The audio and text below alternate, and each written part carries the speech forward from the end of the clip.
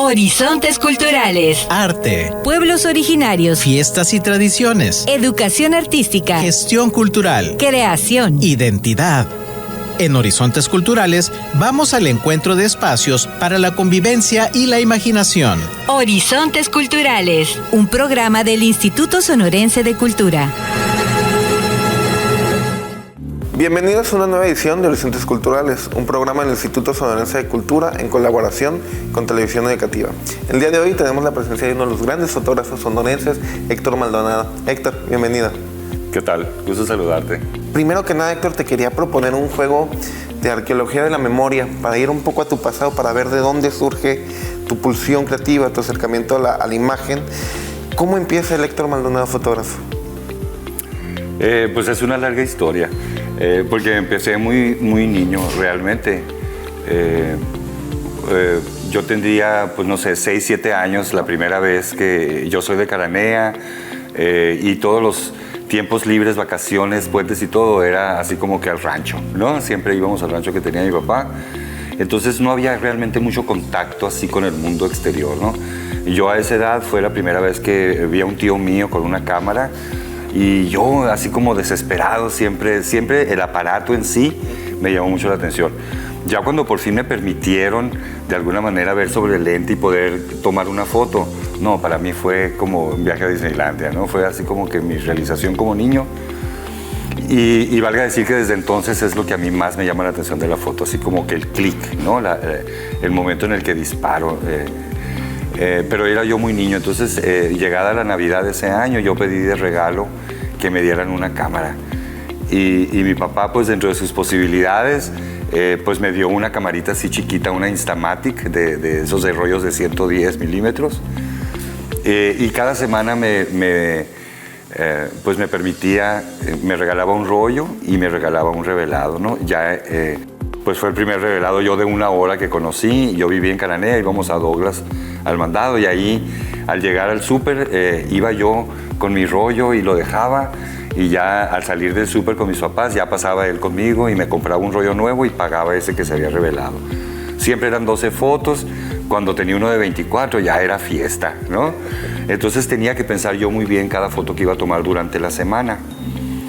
Y los técnicos del laboratorio ahí, con el tiempo que se percataron que era un niño el que iba cada semana a lo mismo, y era obvio que las fotos eran de un niño, ellos me empezaron a poner notitas escritas a máquina dentro de mis sobres de las fotos, así como que en tal foto pasó esto y esto, te recomendamos que hagas esto y esto. Y me daban consejos fotográficos, sobre todo del manejo de la cámara ante diferentes situaciones de luz. Y yo pues empecé a abrir mi mente a precisamente cómo estaba yo jugando con la luz que había en los lugares que estaba yo retratando, la hora del día y todo eso. Y pues con sus consejos. Yo creo que ese fue mi primer curso de fotografía que tomé, ¿no? Pero yo era muy niño, esto estoy hablando 7, 8, 9, 10, 11 años, ¿no? Yo tenía 14 años cuando me vine a vivir a Hermosillo con mi familia. Fueron tiempos muy difíciles, de alguna manera pues tuve que dejar eso de lado, ya no tenía la facilidad de esa rutina semanal y todo eso. Hasta ya mucho, y luego ya cuando estaba en la prepa, en los primeros años de universidad, seguía yo tomando, ya me pude comprar yo mi camarita 35 milímetros, una Minolta, algo así, y pues ya tenía acceso a por lo menos 2 rollos, ¿no? Entonces ya empezaba a tomar más fotos, pero siempre como aficionado, ¿no? Héctor, estudiaba diseño gráfico, diseño gráfico. Ajá, así es. Entonces quiere decir que siempre estuvo en lo visual. Siempre, ¿Qué es lo que encuentra en lo visual que no encuentra en la música, en las letras, en el teatro? Pues no sé, obviamente soy una persona muy visual, capto el mundo a través de los ojos. Incluso si quiero escuchar algo bien, tengo que cerrar mis ojos, porque mis ojos dominan siempre. Y eso ha sido así desde niño, ¿no? Claro que no era consciente yo de eso en ese tiempo. Entonces sí era la foto, la pintura, siempre yo desde niño siempre estaba pintando, en esa edad incluso. Y mis padres siempre me apoyaron con eso. Tuve la gran suerte de que yo prefería pedir un kit de esos que venían para pintar con numeritos al óleo, ¿no? Pero con la figura con números para la aplicación de los colores. yo preferiría eso, por ejemplo, de regalo que un balón de básquetbol, ¿no? Entonces, y mis padres siempre me apoyaron con eso, siempre. Entonces, siempre me desarrollé plásticamente también, ¿no? Aunque finalmente descubrí que mi medio de expresión más idóneo para mí era la fotografía. ¿Cuándo decide ya convertirse en fotógrafo? Pues fíjate que curiosamente no fue sino hasta después de que estudié diseño gráfico. Yo empecé la carrera aquí en Hermosillo y a mitad de la carrera me voy de vacaciones a la Ciudad de México y llego con un grupo de amigos que hacen producción para comerciales de Televisa y del Canal 5. Los anuncios de No te desentones y Una estrella más del Canal de las Estrellas. Entonces, pues tuve la gran suerte de que llegar yo de vacaciones allá, pero me integro a un equipo de trabajo ahí que estaban produciendo un comercial en ese tiempo y empiezo yo a retrasar todo el proceso. Al final les gusta mucho lo que hice y bueno, y me ofrecen más trabajo. Es cuando yo decido, hago el examen de admisión en la UAM y quedo seleccionado para diseño gráfico allá. Entonces, pues hago mi cambio a la Ciudad de México. Entonces yo terminé mi carrera, empecé aquí en la 1, ahora VM, y terminé en la UAM, en Xochimilco. Pero en el Inter hubo una huelga bastante grande de más de 90 días en la UAM. Y en ese momento empezó un curso de fotografía en la Escuela Activa de Fotografía. Y todo el mundo a mi alrededor me decía, es que debías de estudiar foto, decía, es lo que todo el mundo le gustaban las fotos que hacía. Y dije, bueno, pues voy a tomar este curso. Y me metí al primer trimestre en la Activa de Fotografía durante la huelga. Terminé el primero, empecé el segundo, la huelga seguía. Ya en el segundo trimestre ya la escuela me becó. Y ya tuve esa beca yo hasta que terminé la carrera ahí. Y bueno, ya después que se terminó la huelga, pues ya pues llevaba las dos carreras, ¿no? Me aventé 2 semestres en la UAM y estudiando la Activa también, ¿no? Héctor, ¿fuiste alumno de Javier Ramírez Limón? Sí, Javier Ramírez Limón fue uno de mis grandes maestros. Cuando yo llego creo que fue como en el 4º trimestre que llego a la clase de densitometría, que es cuando por fin llego yo a estudiar a Ansel Adams, que era un fotógrafo que yo admiraba mucho por su gran capacidad técnica de manipulación en el negativo, a la hora de tomar la foto, cómo manipulaba todo para obtener el resultado que él quería, sobre todo en la calidad tonal de la cantidad de grises que puede contener una foto. Para mí, desde que yo entré a la escuela, yo admiré mucho eso y cuando entré a densitometría, pues era precisamente aprender ese control. Y Javier Ramírez era un gran experto. Javier Ramírez, gran fotógrafo, con una técnica impecable, pero sobre todo con una filosofía fotográfica muy específica, muy desarrollada y muy interesante. Entonces él, de alguna manera, quizá por ser de Sonora los dos, más o menos de la misma edad, con muchas amistades en común y todo, hicimos una gran conexión, nos hicimos muy amigos, siendo yo todavía su alumno. Era un poco duro conmigo, incluso le llegué a recriminar alguna vez, ¿no? De que, ¿por qué era tan duro conmigo? Él me dijo, no, ¿sabes qué? Pues porque lo mereces, ¿no? O sea, prácticamente así me dijo, no voy a ser duro contigo si no te veo madera, o sea, necesitas desarrollarte. Y gracias a Dios que lo hizo, porque pues fue mi gran maestro, como te digo, no nomás de la manipulación, no tanto del manejo de la cámara, porque bueno, en la escuela pues hay mucho de eso, y realmente ya la fotografía per se ya no tiene mucho que ver con el manejo de cámara, tiene mucho que ver más con el desarrollo de un lenguaje fotográfico, con una manera de pensar la foto y con una manera de definir tus intenciones cada vez que disparas el obturador.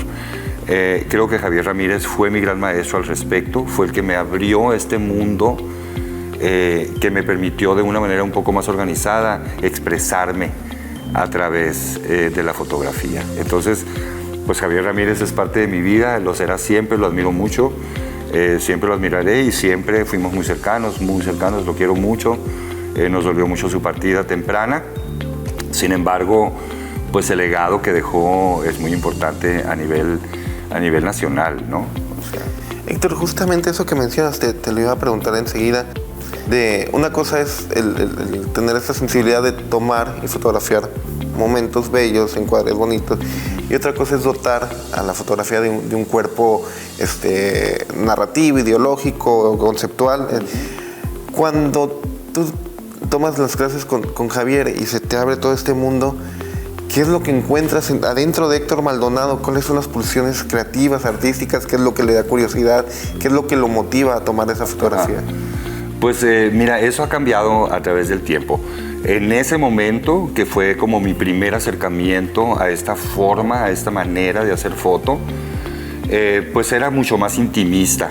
Y yo todavía era alumno, entonces muchos de mis trabajos reflejaban mucho la escuelita, ¿no?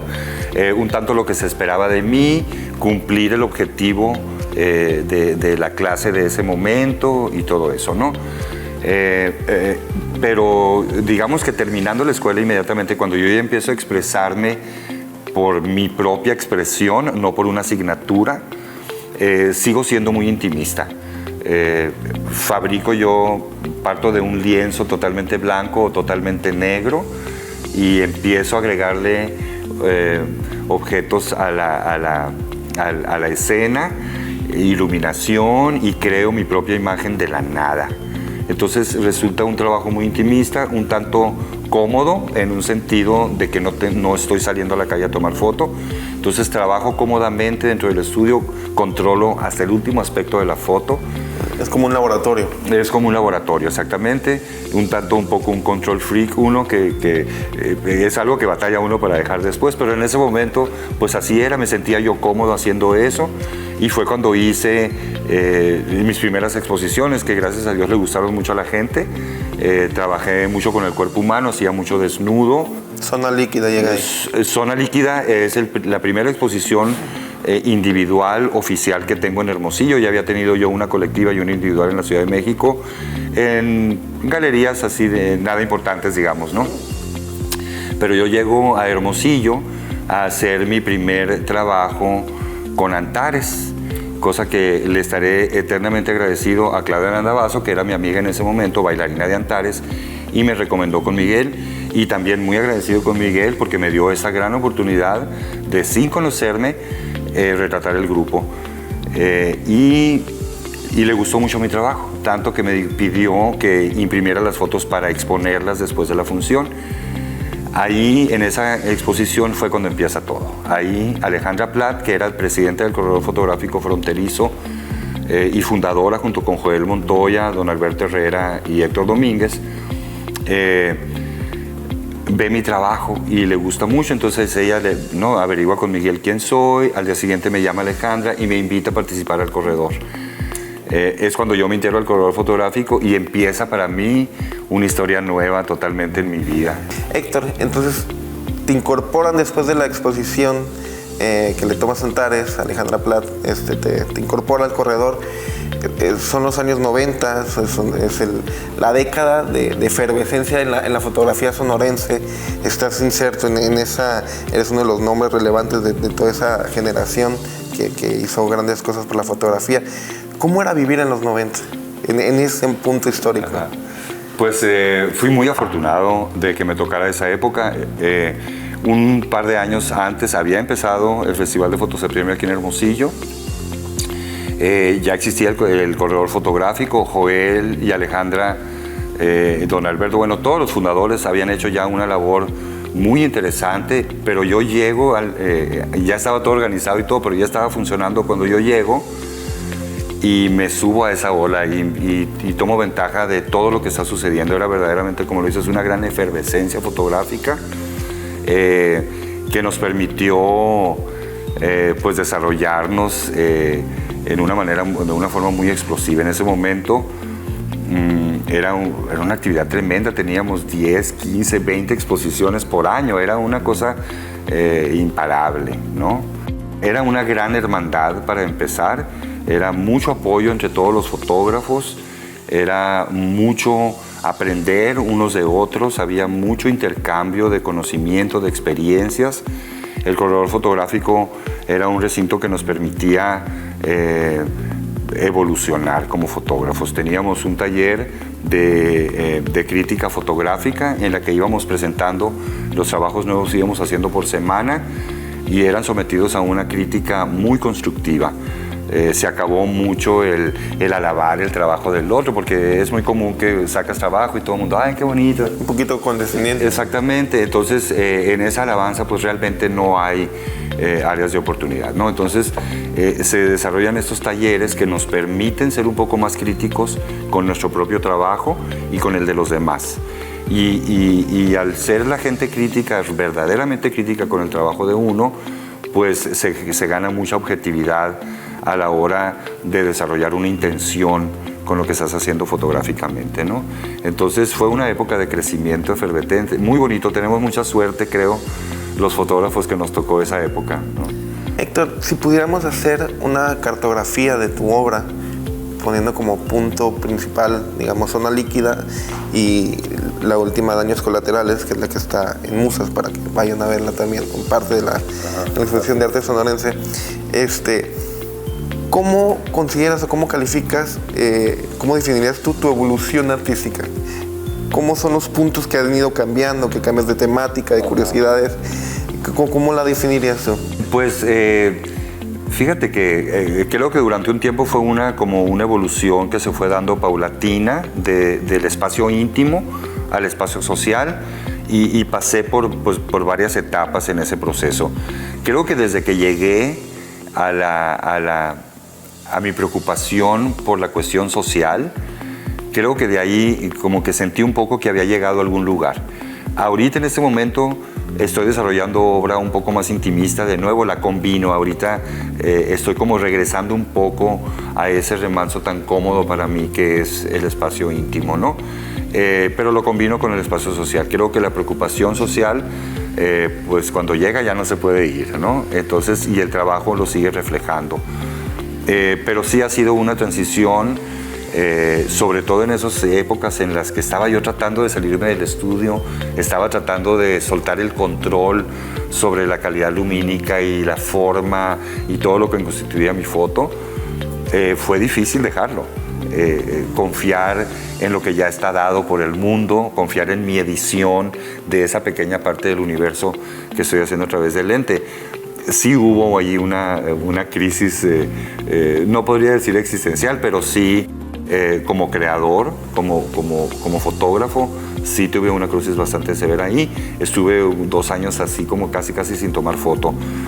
Pero fue cuando me voy al DF, de regreso en el año 2000 a trabajar al Centro de la Imagen, por invitación de Javier Ramírez también al Centro de la Imagen, al programa de talleres internacionales. Y ahí es donde sufro otra transformación, porque empiezo a conocer fotógrafos de fama internacional a través de mi trabajo, en una relación muy cercana, porque yo trabajaba como traductor simultáneo en sus talleres. Entonces, aparte de que tomaba el taller de foto, pues tenía que estar al 100% en toda la comunicación, ¿no? Y aparte, después de que terminaba el taller, pues era salir con los talleristas, que a la cantina, que al restaurante, ¿no? Entonces, pues ahí también se daba una interacción muy interesante con estas gentes que tienen mentes maravillosas, ¿no? Y una visión de lo que es la fotografía ya muy definida y muy enriquecedora. A mí eso me sirvió muchísimo. Otra cosa que le debo a Javier Ramírez, esa gran oportunidad que me dio de participar en ese programa durante un año y crecer mucho como fotógrafo. Héctor, hablamos ahorita fuera de cámara de que una de estas cuestiones era Pamela Úmbrico, fotografía artista neoyorquina. Ajá. ¿Cómo fue esa relación que tuviste con ella? Penélope Úmbrico. Penélope, aparte, valga decir que fue muy difícil traducir su taller, porque ella es neoyorquina y tiene un inglés muy neoyorquino, que es uno de los más difíciles de traducir, ¿no? Hablan muy rápido, tienen su propio lenguaje, un poco como los británicos. Pero fue una gran experiencia, fue una experiencia muy transformadora. Yo ya traía toda esa filosofía fotográfica que me había sacado a la luz Javier Ramírez, pero con Penélope Úmbrico como que aterrizo cómodamente en lo que es el conceptualismo, lo que es la foto conceptual, que es a fin de cuentas lo que yo venía haciendo antes, pero de una manera un poco más intuitiva, un poco más por gusto personal. Pero con Penélope encuentro las bases teóricas del conceptualismo, me ayuda a organizar todo mi quehacer para poder atravesar el mensaje, para poder llevar el mensaje que yo quiero, ¿no? A través de cualquier trabajo que haga. Entonces, Penélope resulta ser también otro de los pilares dentro de mi quehacer, ¿no? Que me ayudó mucho en mi transformación, sobre todo en el conceptualismo, y que fue una cosa que creo yo que fue, si algo he aportado yo a la fotografía en Sonora, pues es eso, es esa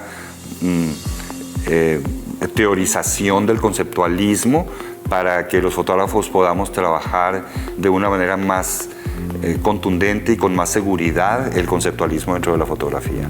Héctor, finalmente, en el libro La caja de Pandora, Barceló y Vila dice que la fotografía finalmente es inmortalizar lo efímero. ¿Qué es lo que buscas tú en tu fotografía cuando estás en fotografía? ¿Qué es lo que buscas captar con tu lente, con tu cámara? Pues mira, de principio te lo dije, ¿no? O sea, mi gozo real como fotógrafo es disparar, es el clic. O sea, yo lo que más disfruto es tomar la foto.